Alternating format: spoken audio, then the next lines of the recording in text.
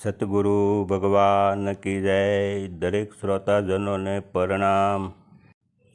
અંતિમ ક્રિયાની વ્યવસ્થા છે કે કળહંગ બાપુના દેવ થયાના ખબર સગા સંબંધીઓને જેમ જેમ પહોંચતા ગયા તેમ તેમ બધા જ પ્રણાલી પ્રમાણે મોઢે પણ આવે અને ખરખરો પણ કરવા આવતા અને અંતિમ ધાર્મિક ક્રિયા પ્રસંગે પણ ઉપસ્થિત રહેવા માટે બધા જ સગા સંબંધીઓ સમઢિયાળા આવવા લાગ્યા.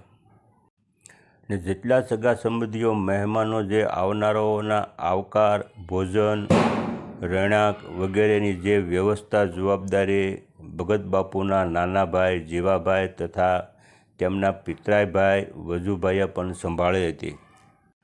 અને ધાર્મિક વિધિ પ્રમાણે અંતિમ ક્રિયા કરવામાં આવી હતી.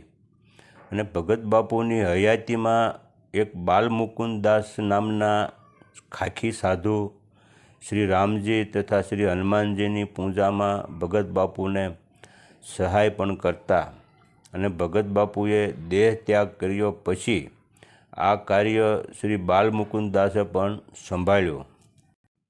અને કરુણામય માં ભગવતી ગંગા સતી આ બધી જ પ્રવૃત્તિ દોડ અને અવર જવર વચ્ચે પૂરી સ્વસ્થતા જાળવી અને જ્યાં જરૂર હોય ત્યાં પણ ધાર્મિક વગેરે વિધિઓમાં પણ ભાગ લેતા અને હાજર પણ રહેતા.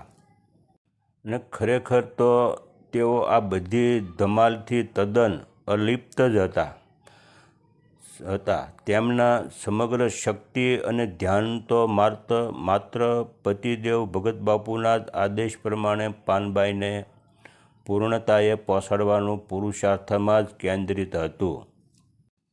અંતે ધાર્મિક વિધિ પ્રમાણે અંતિમ ક્રિયાકાંડ પણ પૂર્ણ થઈ ગયું.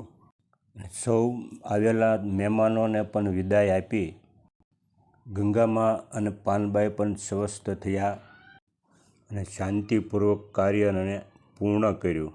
જય ગંગામાના શરણમાં પ્રણામ. દરેક શ્રોતાજનોને પ્રણામ.